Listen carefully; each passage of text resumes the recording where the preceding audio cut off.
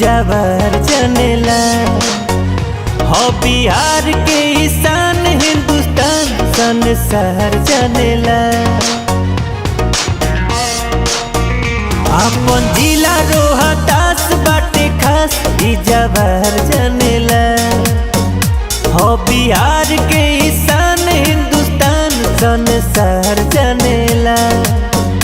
मांझर कुंड ने हवाई दर्शन तुला कराई इतिहास के धरोहर रोहतास किला।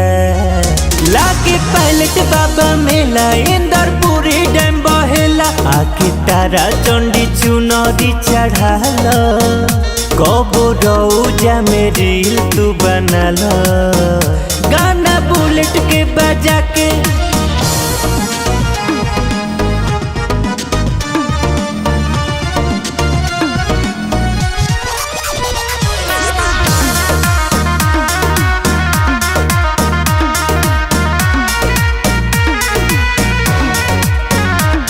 पहाड़ी कैमूर ले जाइब जरूर बाबा गुप्तेश्वर के धाम बहो। करम चट बांध कसी से झरना धुआं कुंड महादेव खो के नाम बहो। दुर्गावती जल प्रपात घूमल जाई साथ साथ ऐसन मनोरम दृश्य कहीं मिला। बाटे पर्वत पठार खूब लुटी अलहर चाय समोसा के नाश्ता कराई फिर लिट्टी चोखा खाना खिलाई। धंधी बुलेट संगे जाके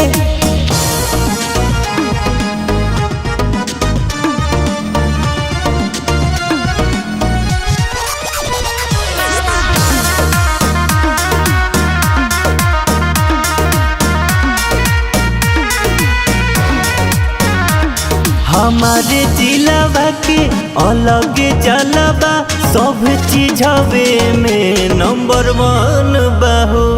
यहाँ के लोगवा तो राज करे सबके दिलावा के धड़कन बहो।